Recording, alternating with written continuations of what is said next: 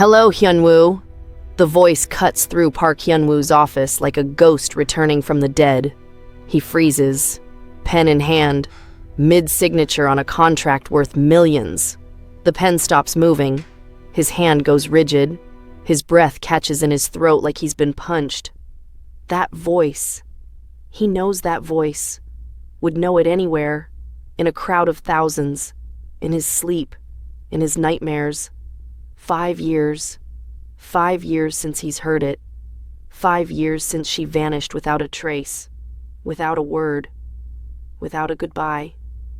He turns slowly in his chair. And there she is. Elise Nnamdi. Standing in his office doorway like she has every right to be there.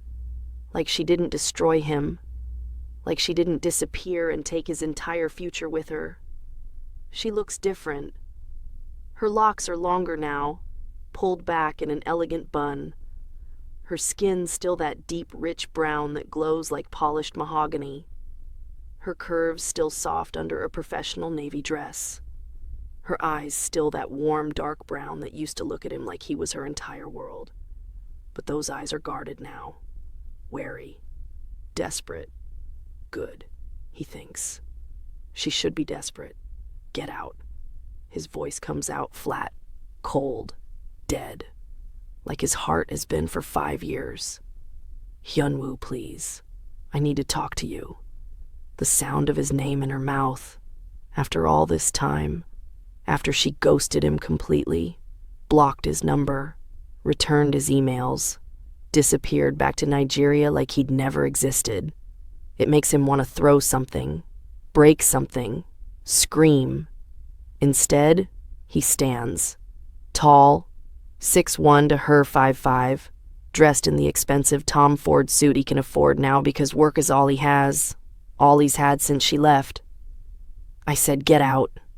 She takes a step into his office. Bold, stupid, desperate. I know you're angry. Angry. He laughs. The sound is bitter, broken. Angry doesn't begin to cover what I am. You have 10 seconds to leave before I call security. Please, just 5 minutes. That's all I'm asking. You don't get to ask me for anything. You lost that right the day you disappeared. She flinches, but doesn't leave. And Hyun-woo realizes with a sinking feeling that she's not going to leave, that whatever brought her back after 5 years of silence must be desperate, must be serious, must be worth walking back into the life of the man whose heart she shattered. 5 years ago, Park Hyun-woo was happy. He didn't know it at the time, didn't appreciate it, didn't understand that happiness like that was rare, precious, fragile. He'd met Elise at UCLA. He was 28, finishing his graduate degree in architecture. She was 23, an undergrad studying urban planning, Nigerian, beautiful, smart as hell, with a laugh that could light up entire rooms. They met in the library. She was struggling with a design software program. He offered to help. She smiled at him, and his entire world tilted. 3 months later, they were inseparable. She taught him about Nigerian culture, cooked jollof rice in her tiny apartment kitchen, taught him Igbo words that made her laugh when he pronounced them wrong. Nem, she'd call him. My love. He taught her Korean, took her to his favorite Korean restaurants, introduced her to his mother, which had been tense, but not terrible. His mother had reservations about her son dating outside their culture, but she could see how happy he was. 2 years of dating. Then he proposed. Simple, in her apartment, down on one knee with a ring he'd saved for 6 months to afford. Nothing fancy, just love, pure love. She'd cried, said yes, kissed him like she'd never let go. They planned a small wedding. Summer after she graduated, his family, her father and siblings flying in from Nigeria, building a life together in LA where his career was taking off and she'd start her master's degree. It was perfect. Until the phone call. He remembers that day. Remembers it with crystal clarity. The way a trauma victim remembers the moment everything changed. She was in his apartment. They were making dinner together. Korean-Nigerian fusion that made them both laugh. Planning centerpieces for the wedding. Arguing playfully about music choices. Her phone rang, a Nigerian number. Her face changed, got serious. She answered in Igbo. He didn't understand much, but he understood her tone, understood the way her face went pale, the way her hands started shaking. When she hung up, she was crying. What happened? He pulled her close. What's wrong? My mother. She's sick, very sick. I have to go home. Okay. He held her, his heart breaking for her. We'll book flights. I'll take time off work. We'll go together. No. She pulled away. Wouldn't look at him. I need to go alone. Just for a few weeks. Until she's stable. Elise, I want to be there for you. To meet your family. To support you. I know. I need to do this alone. Please understand. He didn't understand. But he let her go. Because he loved her. Because he trusted her. She left 3 days later. He drove her to the airport. She clung to him at the terminal, cried into his shoulder. I love you, she whispered. Wait for me. Of course, he'd said. Forever. She kissed him, got on the plane. He watched her disappear through security, waved at her one last time. He never saw her again. Not in person. Not for 5 years. The first week, she texted. Short messages. Arrived safely. Mother is critical. Will call soon. The second week, the texts got shorter. Busy with family. Will update soon. The third week, silence. He called. No answer. He texted. No response. He emailed. Messages bounced back. He called her father's number. A man answered in Igbo. Told him in broken English. Elise is busy. She will not be returning to America. Then hung up. He tried everything. Social media, all her accounts deleted. Friends, none of them knew anything. The university, she'd officially withdrawn. 6 months of trying. 6 months of hope dying slowly. 6 months of realizing she wasn't coming back. She'd chosen her family. Chosen Nigeria. Chosen a life without him. And she hadn't even had the decency to tell him why. Now she's here, standing in his office, 5 years later, looking at him with those eyes that used to be his home. I need your help, she says quietly. Hyun-woo laughs. The sound is ugly, mean. You need my help? It's about a project, an architectural project in Nigeria. Your firm was recommended. No, the word is final. Absolute. Hyun-woo, please just hear me out. I don't want to hear anything from you except goodbye. She pulls out a folder, opens it. Photographs spill across his desk. A building site, plans, sketches, a community center design, half-finished, ambitious, beautiful. This is my mother's legacy project, Elise says. Her voice is shaking now. In Enugu, the neighborhood where we grew up, she wanted to build a community center for the kids there. Give them resources, hope, education, a future, hire someone else. He doesn't look at the photos. LA is full of architects. I need the best. She pushes the folder closer. You're the best. Flattery won't work. It's not flattery. It's fact. I've followed your career. The buildings you've designed, the awards you've won. You're brilliant. And this project, it needs brilliant. He finally looks at the photos. Can't help himself. The architect in him is curious despite everything. The design is good, not great. Whoever started it had vision but lacked technical expertise. It would need significant redesign, structural reinforcement, better material sourcing. It would be a challenge. He loves challenges. No, he says anyway. Please, Elise's voice breaks. I'll pay double your rate. Triple. Whatever you want. I don't want your money. Then what do you want? Silence. Heavy. Loaded. He looks at her. Really looks. Sees the desperation. The exhaustion. The weight she's carrying, and something else. Guilt. So much guilt, it's eating her alive. Why me? He asks finally. There are hundreds of architects who could do this. Why come back here? Why now? She takes a breath, steeling herself. Because you knew my mother. You talked to her on video calls. You made her laugh. She liked you. And this center, it was her dying wish. Dying? The word hits him like a physical blow. She died? Your mother died? Elise nods, tears spilling over now. 3 years ago, the cancer. It took her fast. She died wanting this center built. Made me promise. I've been trying for 3 years and I can't do it without help. Without you. Hyun-woo's anger falters, just slightly. He'd liked her mother. In their brief video interactions, she'd been warm, funny, kind, welcoming even though he wasn't Igbo, wasn't Nigerian, wasn't what she'd probably hoped for her daughter. I'm sorry, he says, and means it, about your mother. Thank you, but that doesn't change anything between us. I know. You still left me. You still disappeared without explanation. You still destroyed everything. I know. So why would I help you? She looks at him, broken, desperate, real. Because I'm begging. And because deep down, you're still the man who would have done anything for me. Even after I broke your heart, the truth of it stings. Because she's right. He would do anything for her. Still, even now, even after 5 years of pain, he hates himself for it.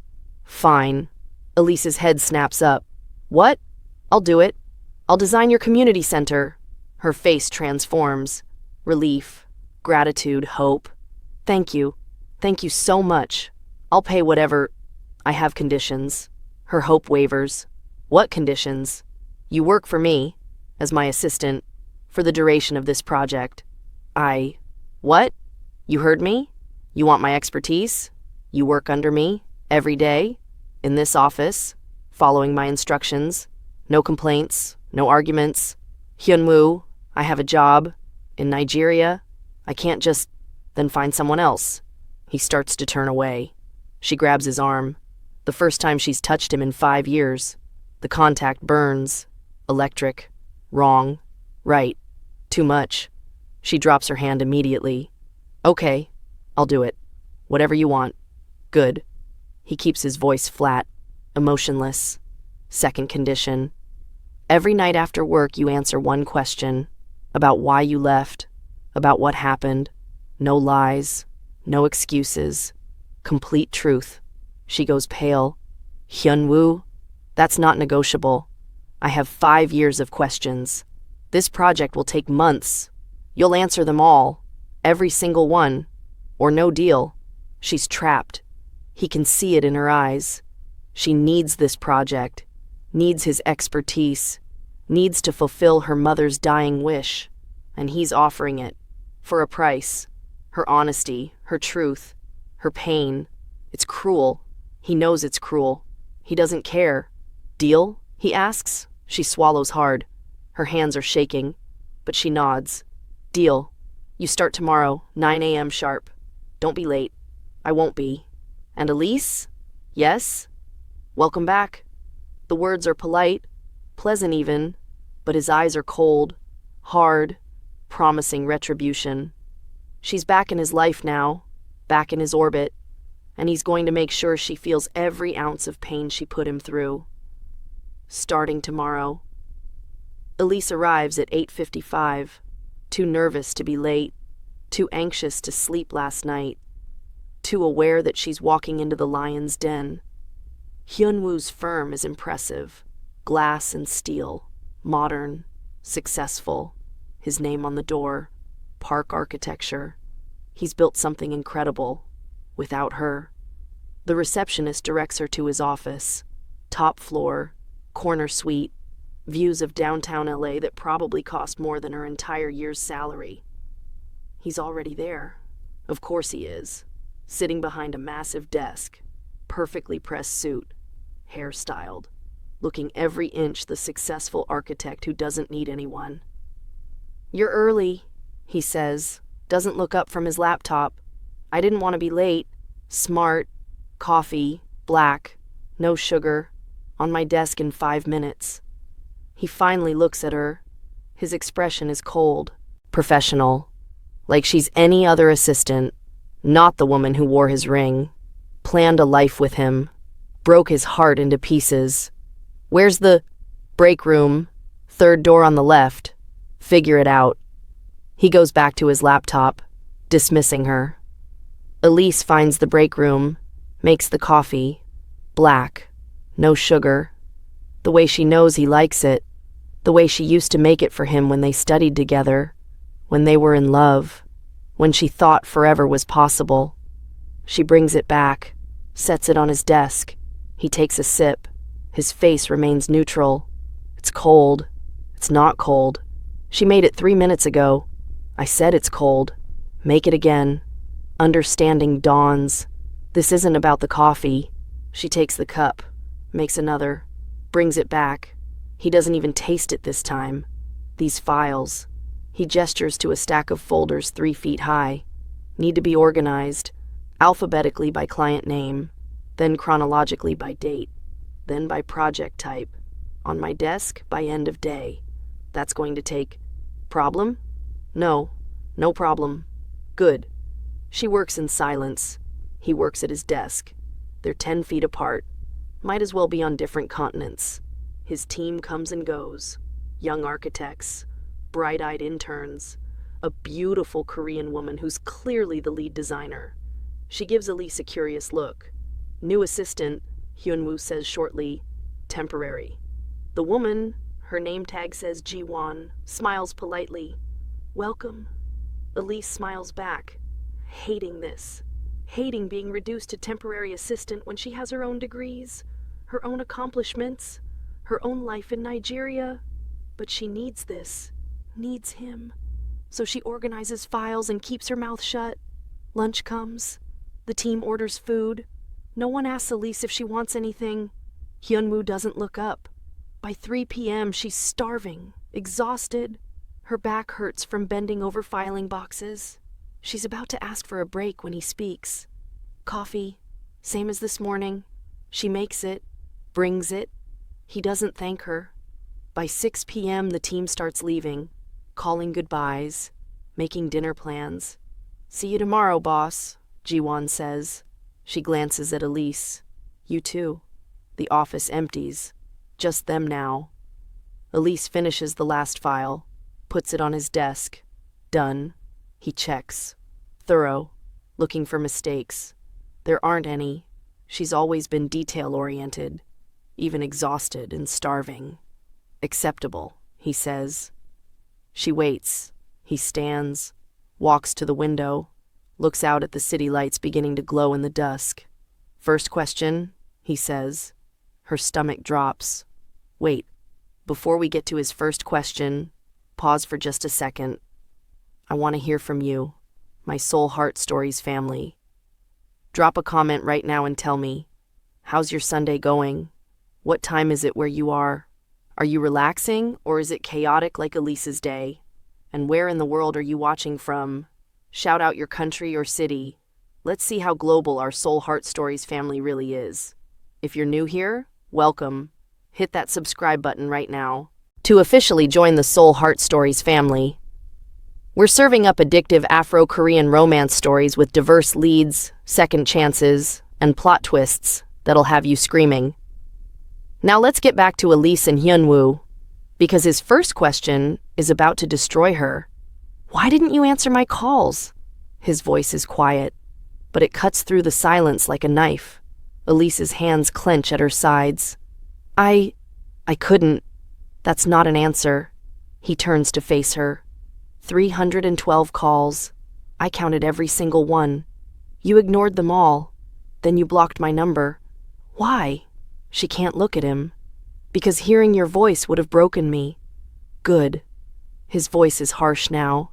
You deserve to be broken. Like you broke me. That's still not an answer. Why did you block me? The words burst out before she can stop them. Because my family made me. Silence. Heavy. Suffocating. What? He says finally. She's crying now. Can't help it. My mother was dying. Stage 4 cancer. Terminal. I had maybe weeks with her. And my family, they gave me an ultimatum. What kind of ultimatum? Come home or never come home. Choose them or choose you. Be there for my mother's last days or lose her forever. Lose them all forever. Hyun-woo's face is stone. So you chose them. She was my mother. She was dying. What was I supposed to do? You were supposed to tell me. His control breaks. His voice rises. We were engaged, Elise. Engaged. Planning a wedding. Planning a life. You were supposed to let me help you, support you, come with you. My family wouldn't have allowed it. Why not? She can't answer. Because the truth is worse than he knows. Elise, why wouldn't your family let me come? Silence. Answer me.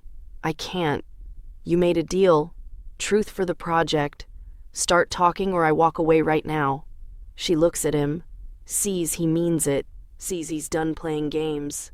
Because you're not Igbo. The words land like bombs. I don't understand, Hyun-woo says slowly. Elise wipes her eyes, forces herself to keep talking. My family, they're traditional. Very traditional.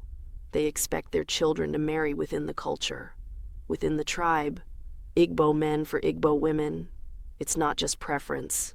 It's law to them. Family law. But you were going to marry me anyway. I was going to try. I was going to bring you home, introduce you properly, hope they'd see what I saw, that you were good and kind and loved me, that you were enough. But when my mother got sick, everything changed. They told me if I stayed in America with you, if I chose you over coming home immediately, I'd be disowned. My mother would die never seeing me again. Die disappointed in me. Die believing I'd abandoned my culture, my family, my duty. He's staring at her, processing. So you left me to avoid being disowned. I left you to be with my dying mother. There's a difference. Is there? Because from where I'm standing, you chose their approval over our future. I chose my mother's last days over a wedding that could wait. It couldn't wait. His voice breaks, cracks, shows pain for the first time. I needed you. I was grieving too. Grieving the loss of our plans, our future. Scared I was losing you. And you just disappeared. Like I meant nothing. You meant everything. Her voice is raw. You were everything to me. Then why wasn't I enough? Why wasn't our love enough to make you fight for us? She has no answer. Because the truth is, she didn't fight. She let them separate her from him. Let duty and tradition and family pressure override the promises she'd made. She was 23, terrified, alone, and she made the wrong choice. There's more, he says, watching her face. You're not telling me everything. That's all you need to know.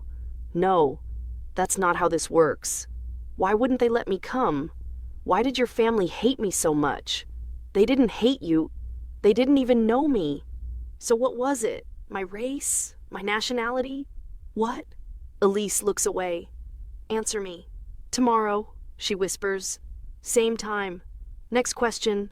Don't run from this. I'm not running. I'm exhausted. I've been up since 4 a.m. I haven't eaten all day. I need to stop. Please. He studies her, sees the truth of it, the exhaustion, the pain. Fine. Tomorrow. 6 p.m. Don't be late. I won't. She turns to leave. Elise. She stops. Doesn't turn around. There's a reason I'm doing this. Making you work for me. Asking these questions. Making you face what you did. I know. Do you? You want me to hurt. Like I hurt you. Silence. Then, yes. I want you to hurt. I want you to feel even a fraction of what I felt. What I still feel. Every single day. She nods, leaves, walks to the elevator on shaking legs, rides down to the lobby, steps out into the LA night, and finally lets herself fall apart. The days blur together. Elise arrives early, leaves late, works herself to exhaustion, does every task he assigns without complaint. Coffee, filing, organizing, research, grunt work that's beneath her qualifications, but she does it anyway, because this is her penance, her punishment, the price of his help. The team notices, whispers, "Why is he so hard on her? She must have really screwed up. Wonder what her story is." Elise ignores them, keeps her head down, works. Every night at 6, after everyone else leaves, Hyun-woo asks his question. Night 2, "Did you ever think about me? Every day, every hour, every breath. Liar. I'm not lying. I thought about you constantly. Wondered if you'd moved on, if you hated me, if you were happy. I wasn't happy. I was destroyed." Night 3, "Did you cry when you left? The whole flight home? The whole first month? Until I had no tears left? Not enough? You should have cried for 5 years, like I did." Night 4, "Did you love me?" "Yes." "Then why wasn't I enough?" She can't answer that one, because the answer is complicated, because she did love him, more than anything, but love wasn't enough. Against family pressure, against duty, against tradition and expectation and guilt. So she stays silent, and he dismisses her, cold, angry, unsatisfied. But something is shifting. She notices small things. The way he still makes her coffee when hers is empty. Doesn't say anything. Just leaves a cup on her desk. The way he ordered lunch for the team and included her, even though he doesn't acknowledge it. The way he corrected someone who was rude to her. Sharp, protective, before catching himself. He still cares. He hates that he cares, but he does. And she's falling for him all over again. No, she never stopped being in love with him. She just convinced herself moving on was possible. It wasn't. It never was. 2 weeks in, she's working late, organizing his project archives. He's still at his desk, always working, throwing himself into designs the way she suspects he's been throwing himself into work for 5 years. Anything to not feel. She finds something tucked in a drawer, while looking for folders, a photograph. Them, 5 years ago, at the beach, Santa Monica. She's laughing. He's looking at her like she hung the moon and stars.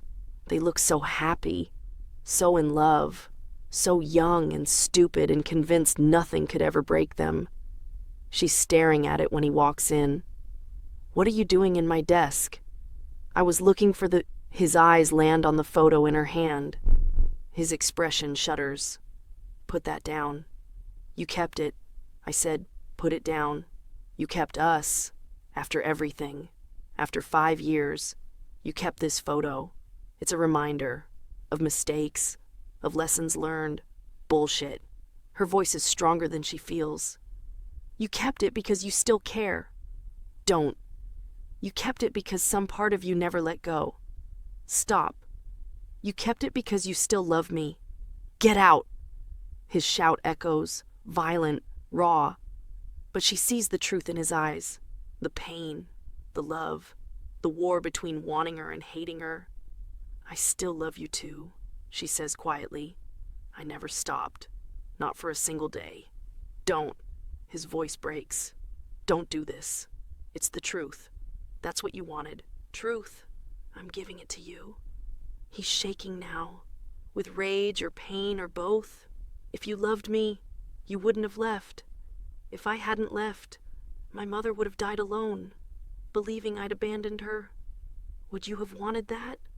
Would you have loved me knowing I let her die alone?" Silence. Because he can't answer that. Can't say he would have wanted her to abandon her dying mother. She steps closer. "You want to know the worst part?" He doesn't answer, but doesn't stop her. "The worst part is I knew I was breaking both our hearts, and I did it anyway. Because I thought you'd move on, find someone better, someone whose family wouldn't reject you. Someone who didn't have to choose between love and duty. I thought you'd be okay. Were you okay? He asks. His voice is raw. No, I wasn't okay. I'm still not okay. Good. But the word lacks conviction. Week 3, day 15. Elise is at her desk, reviewing community center plans, making notes on structural concerns. She's good at this. Always has been. Urban planning was her degree. She understands spaces, communities, what people need from buildings. Hyun-woo notices. She sees him watching her work, sees the respect in his eyes despite himself. Your notes are good, he says reluctantly. Thank you. Why didn't you finish your master's? You were supposed to start after I left. She finishes for him. I did finish it. In Nigeria. Got my degree from University of Lagos. Been working in urban development there for 3 years. He didn't know that. She can see it surprises him. So you didn't just disappear into nothing. You built a life. I tried. It wasn't the life I wanted, but I tried. What do you mean? I mean, every building I designed, I wished you were there to see it. Every project I completed, I wanted to call you and tell you about it. Every success felt empty because you weren't there to celebrate with me. Elise, I know you don't want to hear this. I know it makes you angry, but it's true. I built a life, a career, a future, and none of it mattered because you weren't in it. The office door opens, interrupting them. A woman walks in, older, elegant, perfectly styled, expensive clothes, sharp eyes. She sees Elise, freezes. You. Her voice is ice, pure ice. Elise stands, slowly, her heart sinking. Mrs. Park, Hyun-woo's mother. What are you doing here? Mrs. Park's voice cuts through the office, sharp, accusatory, dripping with contempt. Hyun-woo steps between them, protective instinct kicking in despite everything. Yama, what are you doing here? I came to take you to dinner, but I see you're busy. His mother's eyes rake over Elise. With trash. Yama, don't defend her. His mother switches to Korean, rapid, angry. Elise catches words she learned 5 years ago. Disgrace, betrayal, shame. English, Hyun-woo says sharply. If you have something to say it so we both understand. Fine. His mother turns fully to Elise. You have nerve coming back here. After what you did to my son. Mrs. Park, I know you're angry. Angry doesn't begin to cover it. You destroyed him, disappeared like a coward. And now you're back? Why? What could you possibly want? I'm working on a project. A project. His mother laughs. Bitter. A project. That's what you call it? Using him again? I'm not using him. Then what do you call showing up after 5 years? His mother steps closer. Elise holds her ground. Do you know what he went through after you left? The months of not eating, not sleeping, throwing himself into work until he collapsed? I watched my son destroy himself over you. Elise's throat is tight. I'm sorry. Sorry? Sorry? You think sorry fixes 5 years of pain? Yama, that's enough. Hyun-woo's voice is firm now. This is between Elise and me, not you. No, it's not just between you. His mother whirls on him, because you're too blinded by your feelings to see what she really is. And what is that? A liar, a user, a woman who chose her family's prejudice over you. Silence, cold, heavy. What? Hyun-woo looks between them. His mother's smile is cruel. She didn't tell you? Of course she didn't. She didn't tell you why her family really rejected you.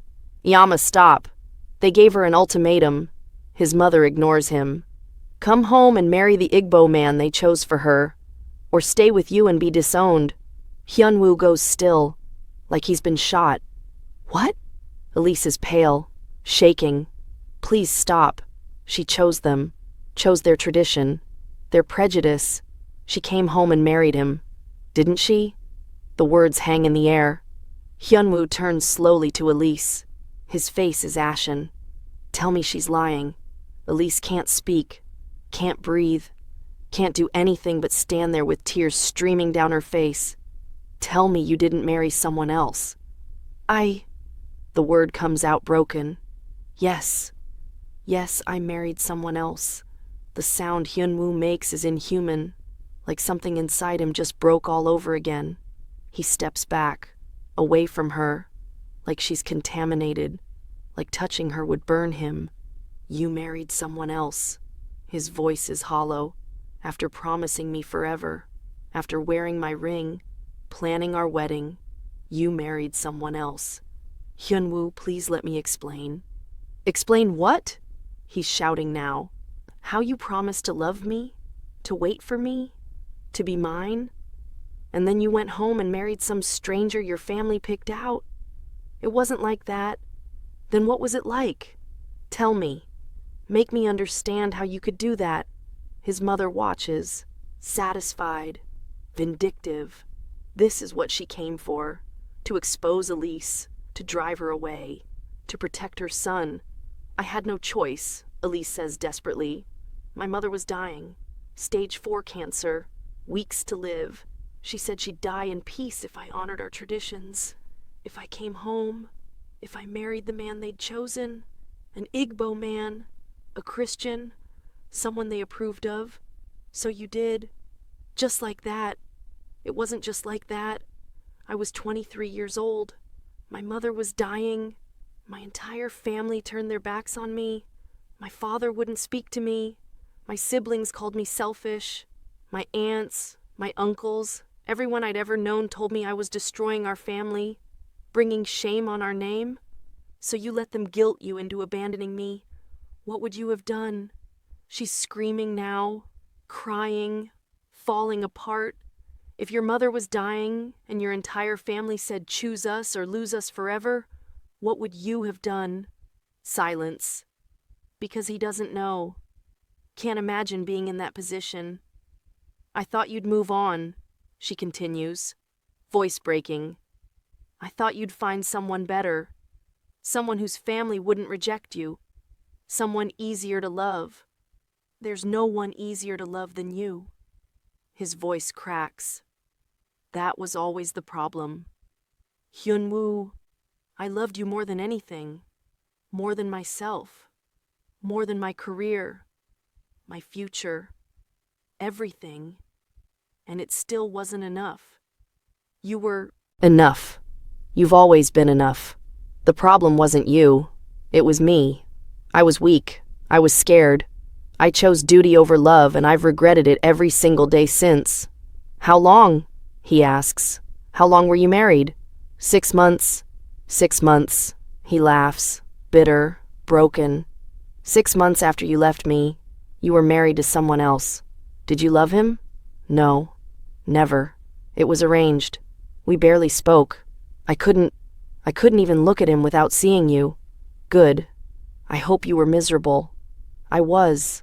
Every day. Every night. I was miserable. So what happened? Why'd you leave him? My mother died. 3 months into the marriage. After she was gone, there was no reason to stay. No reason to pretend. I told him the truth. That I was in love with someone else. That I'd always be in love with someone else. That our marriage was a lie. He agreed to divorce. Quickly. Quietly. No drama. Where is he now? Married to someone else. Someone who actually loves him. Someone who didn't use him as a shield against her family's expectations. And your family? Her voice drops. Disappointed. My father barely speaks to me. My siblings think I'm selfish. I've been living in Lagos, alone, building a career, trying to find purpose. Did you? No. Because every building I designed reminded me of you. Every city plan reminded me of conversations we had. Every success was empty because I couldn't share it with you. Don't. His voice is raw. Don't try to make me feel sorry for you. I'm not. I'm just telling you the truth. You wanted truth. I'm giving it to you. Hyun-woo's mother has been watching this entire exchange. Now she steps forward. Are you satisfied now? She asks Elise. You've ruined him twice. Once when you left. Again now that you're back. Yama, Hyun-woo says quietly. Please leave. I'm trying to protect you. By making this worse? By humiliating Elise? By forcing me to relive the worst period of my life? I'm trying to make you see. I see. His voice rises. I see that the woman I loved made an impossible choice. I see that she was 23 and terrified and alone. I see that she chose her dying mother over me and it destroyed her too. Don't defend her. I'm not defending her.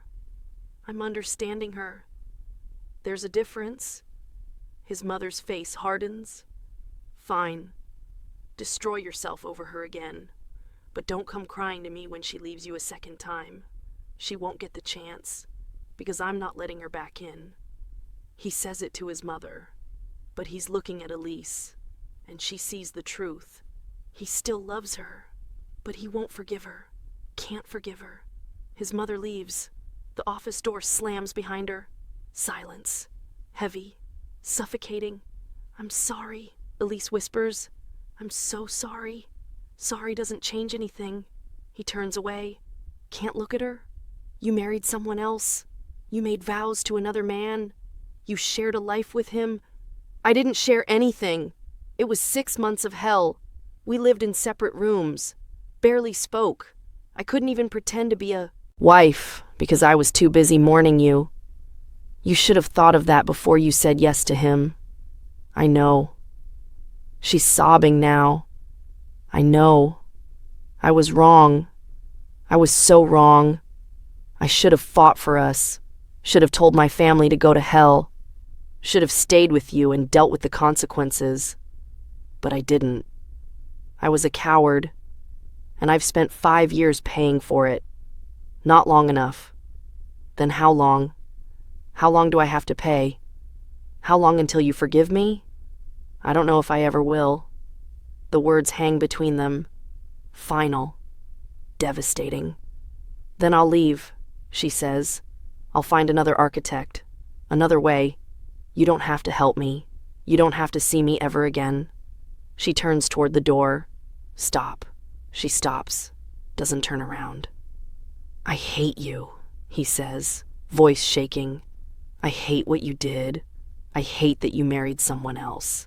I hate that you chose them over me. I hate that you're back here making me feel everything I spent 5 years trying to bury. I know.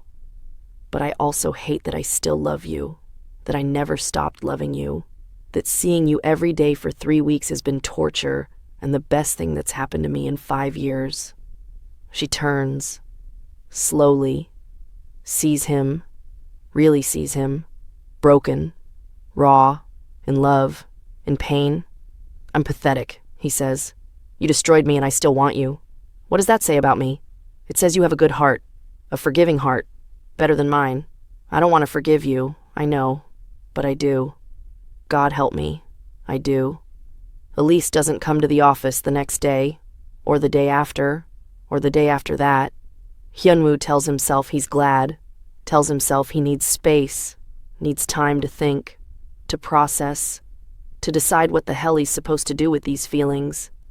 He throws himself into work, the community center design, her mother's legacy project. He can't stop working on it, even though she's not here, even though the deal is off, even though he should probably fire her and never see her again. He redesigns the entrance, makes it more welcoming, more accessible. He sources better materials, local Nigerian suppliers, sustainable, beautiful. He adds features, a library, a computer lab, a kitchen for teaching cooking, an art studio, everything a community could need. His team notices. Boss, this project, it's not generating revenue. Should we prioritize the downtown commission instead? No. Keep working on this. But I said keep working on it. They don't argue. They've learned not to when he uses that tone. Ji-won approaches on day 3. Can I ask you something? What? The assistant? Elise? She quit? She's not coming back. Did something happen? Hyun-woo doesn't answer, which is answer enough. For what it's worth, Ji-won says quietly. She was good, really good. The notes she left on the community center design, they're insightful, thoughtful. She understands what that community needs. I know. Do you want me to call her? Ask her to come back? No. Okay. But Ji-won pauses at the door. Boss? Whatever happened between you two? She looked at you like you were her whole world. Just thought you should know. She leaves Hyun-woo alone with that observation. By day 4, he can't take it anymore. He has her number. From the employment paperwork she filled out, her new Nigerian number. He calls. It rings. Once, twice, 3 times. Then, hello? Her voice. God, her voice. It's me. Silence. Then, Hyun-woo, don't come to the office tomorrow. She makes a small sound. Hurt. Understood. Come to my apartment instead. 9 a.m. We need to finish this conversation. Without my mother. Without my team. Just us. Okay. She hangs up. He stares at his phone, wondering if he's about to make the biggest mistake of his life. Or fix the mistake he made 5 years ago when he let her get on that plane alone. She arrives at 8:55. Still can't be late, even now. Hyun-woo opens the door. He's in jeans, a t-shirt, casual, barefoot, hair unstyled. She's never seen him like this. Not in 5 years. He looks younger, more like the man she fell in love with. Come in. His apartment is beautiful, modern, minimalist, floor-to-ceiling windows overlooking the city, expensive furniture, artwork on the walls, but no photographs, no personal touches, nothing that says anyone actually lives here. It's lonely, she realizes. He's been lonely. Coffee? He offers. Please. He makes it. Black. No sugar for him. Cream and 2 sugars for her because he remembers. They sit on opposite ends of his couch. The space between them might as well be an ocean. I've been thinking, he starts, about everything you said. Everything my mother said. Everything I learned. Okay. I'm angry. I'm so angry I can barely see straight sometimes. What you did, leaving me, marrying someone else, disappearing, it broke something in me that I don't know can be fixed. She nods, tears already falling. I know. But I also understand. Now. After really thinking about it. You were 23. Your mother was dying. Your family turned on you. You made an impossible choice. And yeah, you chose them. But I can't say I wouldn't have done the same thing if I was in your position. You're not angry? Oh, I'm furious. But I'm also trying to be fair, trying to see it from your perspective. That's more than I deserve. Probably. He almost smiles. But the worst part isn't that you left. It's that you didn't trust me enough to tell me the truth. You didn't give me the chance to fight for us. I know. If you'd told me about the ultimatum, about the pressure, about what your family was demanding, I would have found a way. We could have eloped, gone to Nigeria together, faced your family together. Something, anything. But you shut me out. I thought I was protecting you. From what? From my family's rejection. From being caught in the middle of our mess. From having to choose between me and your career, your life here. I thought if I left quietly, you'd be able to move on without all that baggage. That wasn't your choice to make. He's crying now too. You took away my ability to fight for us. You made the decision for both of us. I know. And I'm sorry. I'm so sorry. Tell me about the wedding, he says. Hyun-woo, you don't want to hear? Yes, I do. I need to know. All of it. She takes a shaky breath. It was small. Traditional Igbo ceremony. My family. His family. Maybe 100 people. Did you wear white? She nods. Traditional white. Not the dress we'd picked out. Not the wedding we planned. Everything was different. Did you think about me? The entire time. She's sobbing now. I stood at that altar and all I could think was, this is wrong. I'm supposed to be marrying Hyun-woo. He's supposed to be waiting for me. This isn't my husband. But you went through with it. My mother was there, in a wheelchair. She had maybe weeks left. She was crying because she was so happy I'd come home, that I'd honored my heritage. How could I walk away from that? You just could have. I know, but I was 23 and terrified, and I thought I was doing the right thing. What was his name? Chidi Okafor. Did you kiss him? She nods, miserably, at the ceremony. Yes. Hyun-woo flinches like she struck him. It meant nothing, she says desperately. I felt nothing. It was mechanical, obligatory, wrong, but you still did it. You kissed another man, made vows to another man, became his wife, for 6 months. 6 months of hell. We barely spoke. He knew I didn't want to be there. He was trapped too. His parents arranged it. He had a girlfriend he loved. We were both miserable. Then why didn't you leave sooner? My mother. She was holding on. Barely. Every day I stayed married was another day she got to see me settled, see me happy. I couldn't take that from her. So when did you leave? She died 4 months into my marriage. I stayed 2 more months to respect the mourning period. Then I told Chidi the truth. About you. About loving you. About how our marriage was a lie. He said he already knew. Said he could see it every time I looked at him. Like I was looking through him to someone else. What did he say? He said, go find him. Tell him the truth. Don't waste any more time. He was kind about it. Kinder than I deserved. Where is he now? Married. To the girlfriend his family had forbidden. They eloped last year. He's happy now. Good. Hyun-woo's voice is flat. Someone should be. I know you hate me. I don't hate you. That's the problem. I should hate you. You gave me every reason to hate you, but I don't. I can't. Why not? Because I know you. I know your heart. I know you were trying to do what you thought was right.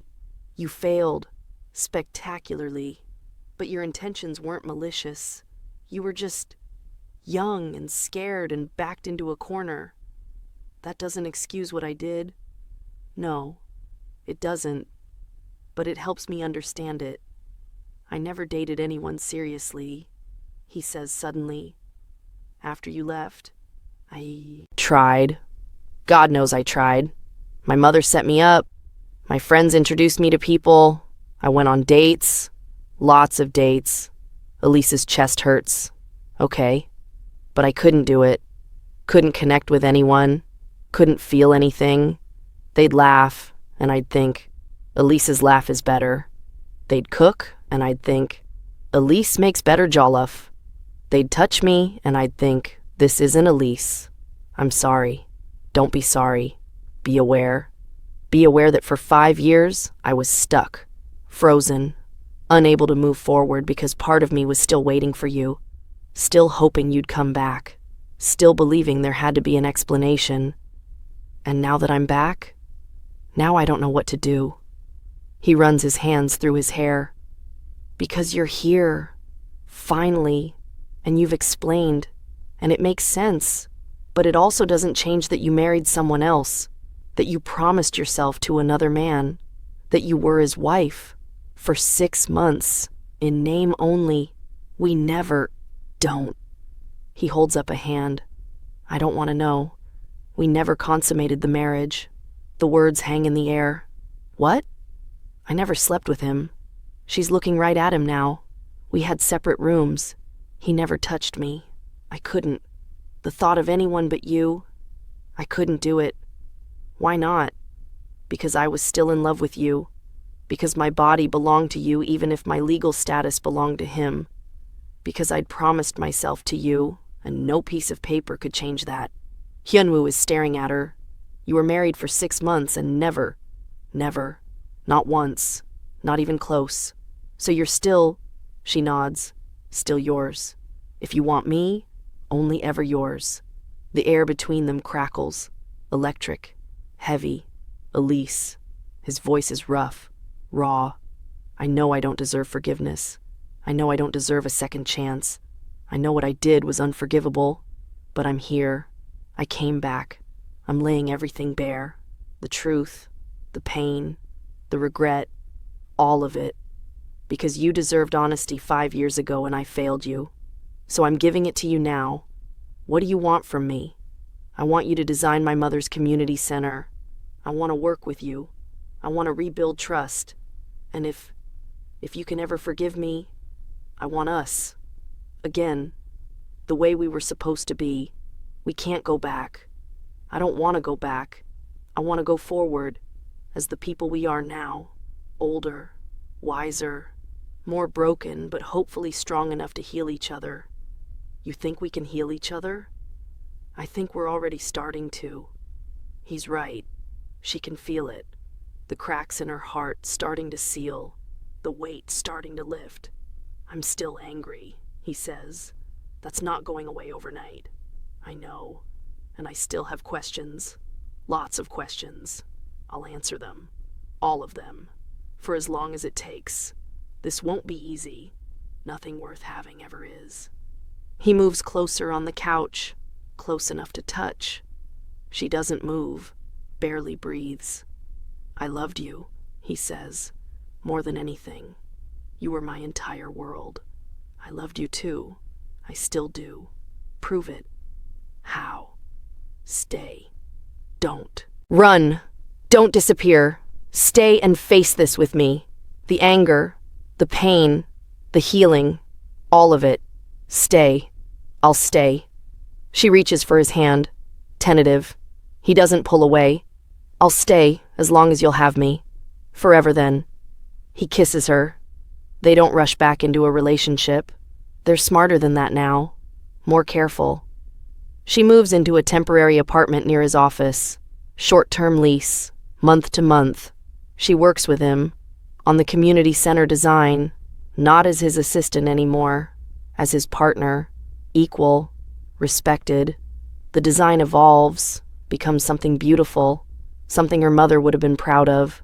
They work late nights, order takeout, argue about design choices, laugh over old memories, slowly, carefully, rebuild.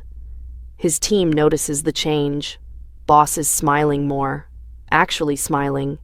One night, 3 months in, they're working late. Chinese food spread across the conference table. Blueprints spread out. I like this, she says, pointing to his addition of a rooftop garden. Yeah? Yeah. The kids will love it. Green space in the city. Place to grow things. Learn responsibility. That's what I thought. He's watching her, not the blueprints. Her. What? Nothing. Just, I missed this. Working with you, creating with you. I missed it too. She reaches across the table, takes his hand. He doesn't pull away anymore. They're healing. Slowly, but healing. 6 months into the project, they have to go to Nigeria. Site visit. Meeting with local contractors. Final approvals from the community board. And meeting her family. The thought terrifies him. They rejected me once, he says. What if they do it again? Then we leave. Together. We don't need their approval anymore. We're adults. We make our own choices. But he can see she's nervous too. Her family hasn't forgiven her for the divorce, for shaming them, for abandoning the marriage they'd arranged. They arrive in Enugu, hot, humid, vibrant. He falls in love with the city immediately. Her father's house is modest, clean, traditional. Her family gathers. Father, siblings, aunts, uncles, all staring at the Korean man their daughter brought home, the same Korean man they'd rejected 5 years ago. Her father speaks first, in Igbo, then switches to English for Hyun-woo's benefit. So, you're back. Yes, sir. Why? Because I never stopped loving your daughter, and she never stopped loving me. You know what happened. Her father's voice is hard. You know she was married. In our church, before God. I know. And I know that marriage ended. I know Elise made choices she regrets. But I also know she did it out of love for you, for her mother, for this family. And now I'm asking for your blessing, not to undo the past, but to move forward. Silence, heavy, tense. Then her father speaks. You hurt my daughter once, by not being Igbo, by not being what we wanted. That wasn't your fault. It was ours. We were wrong. The words shock everyone. We were wrong, he repeats. To make her choose, to give her that ultimatum. My wife regretted it every day until she died. She told Elise, told me. We were wrong. Papa, Elise's voice breaks. You love him? Her father asks. Yes. And you? He looks at Hyun-woo. You love her?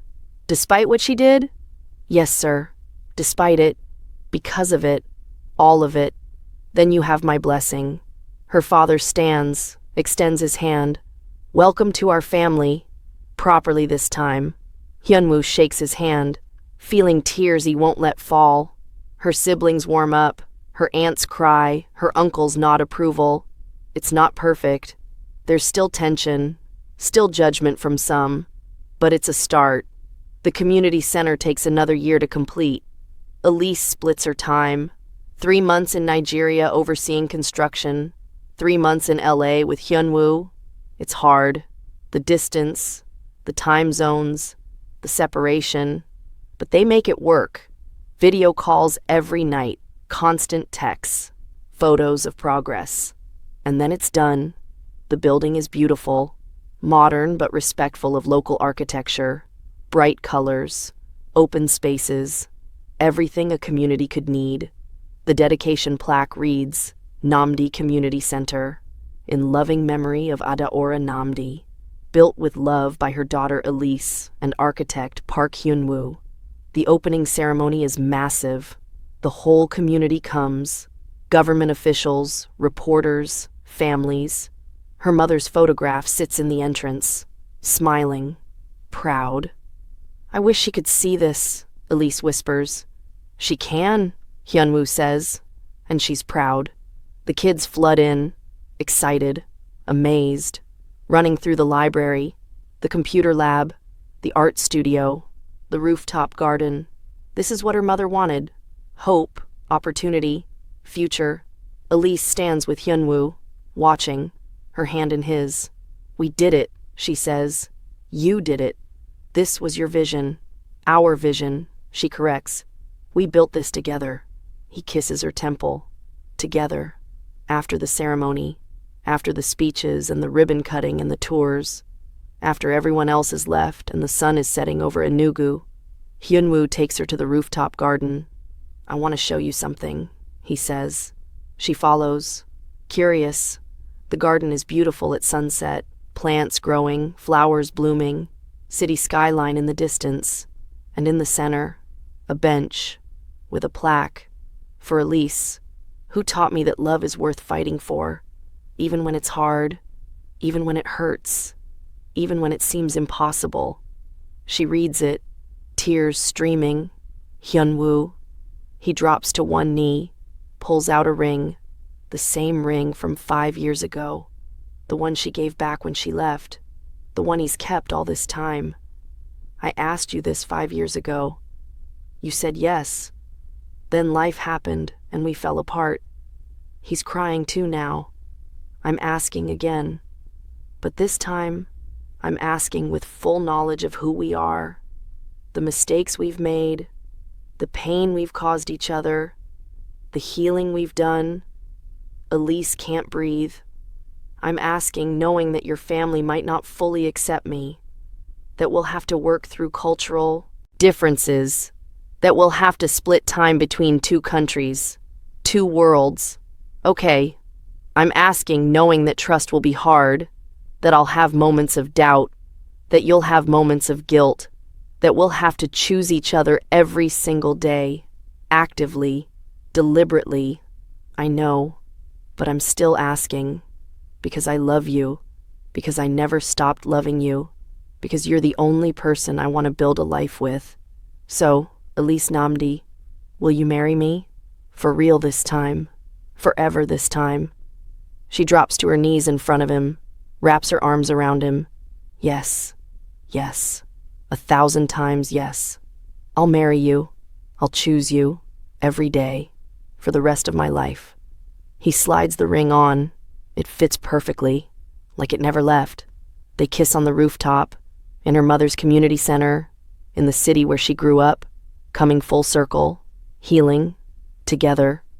They get married a year later, not rushed, planned properly this time, a fusion ceremony, half Korean, half Igbo, both cultures honored, both families present, in Enugu, at the community center, in the rooftop garden where he proposed. 300 people attend. His family flew in from Korea, her extended family from all over Nigeria. She wears white, a fusion dress, Western style with Igbo fabric and Korean embroidery. Her locks styled with traditional Igbo beads and Korean hairpins. He wears a suit, Nigerian print details on the vest, Korean silk tie.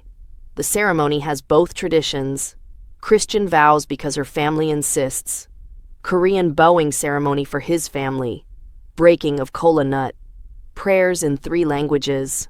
It's chaos. It's beautiful. It's them. When they're pronounced married, the cheers shake the building. The kiss lasts forever. Or not long enough. Depends who you ask. The reception is massive. Nigerian food, Korean food, fusion dishes they created together, dancing until midnight. Both families mixing, laughing, celebrating. His mother approaches Elise during the reception. I was wrong about you, she says quietly. You're good for my son. You make him happy. That's all a mother really wants. Thank you, Mrs. Park. That means more than you know. Call me Iyama, if you'd like. Elise hugs her. Yes, I'd like that. At the end of the night, Hyun-woo and Elise sneak away to the rooftop. Alone finally. Married finally. Hi, wife, he says. Hi, husband. They look out over Enugu, the city lights, the stars above. 2 more months here, she says, finishing the second phase of the center. Then 6 months in Seoul for your project. Our project, he corrects. We're partners now. In everything. In everything. They kiss under the stars, in the country where their love fell apart and was rebuilt stronger. 5 years. 5 years of pain and regret and healing. But they made it. Together. Finally. Forever. 1 year later, they split their time now. 6 months in Korea, 6 months in Nigeria, building projects in both countries, their apartment in Seoul, their house in Lagos. Both feel like home because they're together.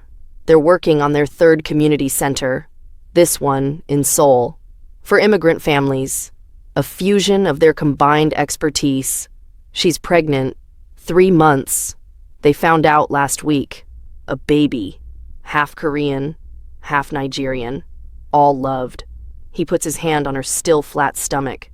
Our kid is going to be so confused. Our kid is going to be so loved, she corrects. True, they're planning a nursery, designing it together, fusion style, Korean and Nigerian elements, colors from both cultures. What if they ask why it took us so long to get married? She asks suddenly. We'll tell them the truth, he says. That love isn't always easy, that sometimes you make mistakes, that sometimes you have to lose someone to understand how much they mean. That's heavy for a kid. Then we'll tell them we fought for each other, that we never gave up, that love is worth fighting for, even when it's hard, especially when it's hard. She kisses him. I love you. I love you more. Impossible. Want to bet? Always. And that's Elise and Hyun-woo's story. From broken engagement to second chances. From 5 years of pain to forever. Okay, Soul Heart Stories family. I need to know. Do you forgive Elise? Drop forgiven or unforgivable in the comments. Would you give someone a second chance after they married someone else? Yes or no? Team Hyun-woo's mother or Team Elise's family? Who was more wrong? Where in the world are you watching from? Shout out your country or city. If this second chance romance destroyed you in the best way, smash that like button right now. Not subscribed yet? Hit subscribe and turn on notifications. Tomorrow's story is coming at 7 p.m. Watt, and it's going to absolutely wreck you. Thank you for spending 68 minutes with me. Thank you for believing in second chances. Thank you for being part of this family. See you tomorrow for another story, another journey, another love worth fighting for. This is Soul Heart Stories. Stay loved.